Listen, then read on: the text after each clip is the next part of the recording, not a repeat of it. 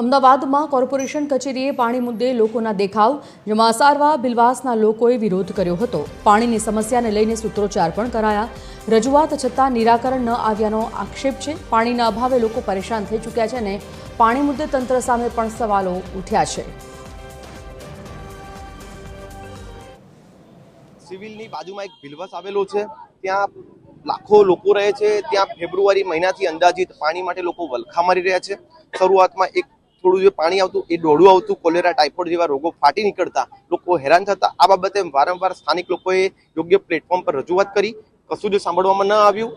કામગીરીના ભાગે નાની મોટી ત્યાં ખોદકામ કરવામાં આવ્યું। ત્યારબાદ પાણી ભરવા માટે એ લોકોને ટેન્કરની વ્યવસ્થા કરવામાં આવી। સિનિયર સિટીઝન 70 વર્ષના ડેગડું લઈને, માટલું લઈને ત્યાં જતા। એક બે વાર એવો બનાવ બન્યો કે જે ખોદેલું હતું તેના ભાગરૂપે કોઈ વ્યક્તિ ત્યાંથી નીકળતું અને ત્યાંથી એક માજી પડી ગયા, એક 32 વર્ષનો છોકરો પડી ગયો। લોકોને વિશ્વાસ અપાવ્યો છે કે પાણી નહીં આવે તો ઉગ્ર ધરણા કરીશું। અત્યારે હાલ અમદાવાદ કમિશનરને આવેદનપત્ર આપીશું, તેમાં 3 દિવસનું અલ્ટિમેટમ આપવાના છીએ। વિચિન્ન 3 દિવસ યોગ્ય કાર્યવાહી કરવામાં ન આવી તો આગામી સમયની અંદર મજબૂતાઈથી લડત લડવામાં આવશે। હું પાણી ભરવા ગઈ હતી, હું પડી ગઈ, મને 2 પગે તકલીફ, મારે કમાવનારું એક છે, કોણ મારું ઓપરેશન નું કે કોણ કરાવી નાખે? સાહેબ, અમને પાણી આપો, બીજું અમે શું માંગીએ તમારા કને? આ તમને તકલીફ પડશે તો તમે આ રીતે દુઃખ ઝીલશો?